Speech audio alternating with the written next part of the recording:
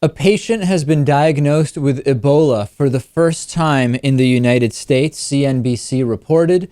The CDC, Center for Disease Control, held a press conference yesterday, and the wording of this headline is actually important because prior to Tuesday, there have been Ebola patients in the United States and have been treated here, but after being initially diagnosed elsewhere. So for those thinking there has never been Ebola in the U.S. period, that is of course not accurate. This is the first case that was diagnosed within the U.S.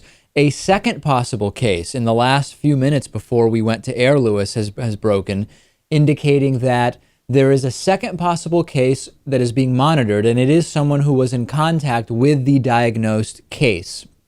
According to WFAA.com, the patient is being treated at Dallas Hospital. Texas Health Presbyterian Hospital of Dallas announced on Monday that one of its patients was being tested. The patient was being kept in isolation at the time.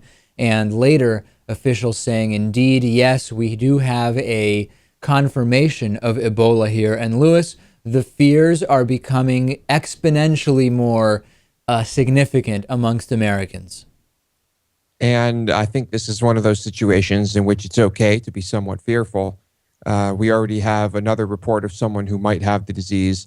And considering that it has something like a 20-day incubation period, who really knows? Well, imagine being on that flight. Imagine, imagine being a friend or family of this person.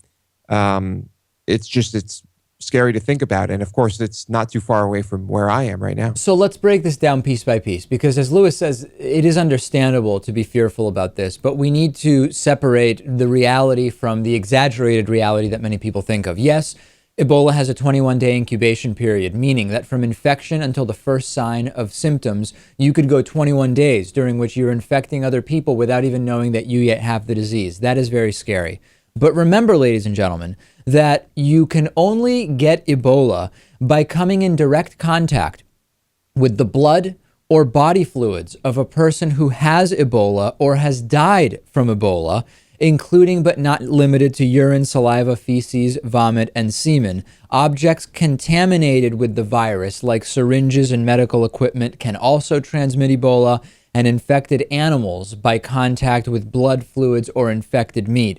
So, yes, Ebola has this long incubation period. Yes, Ebola is thus far having a significantly high fatality rate once you are infected, but we are talking about direct contact with the fluids of individuals with Ebola, and this is not as scary in terms of, yes, there's the sneeze possibility, right?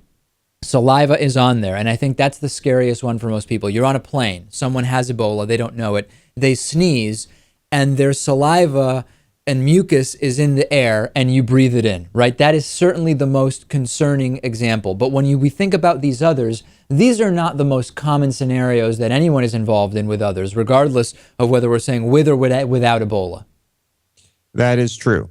But I think it's still perfectly normal to freak out if you were around this guy. How could you not? No question about it, yeah. I think it will be contained, and I think everything will be fine. But it's unfortunate, and it's just you can't help but think about this in the worst ways. And also a message from medical professionals: it's a virus that's easy to kill by washing your hands and easy to stop by using gloves and barrier precautions. So let's not get crazy. Let's all be smart. We'll follow the indications of the CDC. We'll follow the progress of this patient and the possible second one, and we'll continue to talk about this. It has been an absolutely horrible outbreak. More than 6,500 people infected, resulting in over 3,000 deaths to date.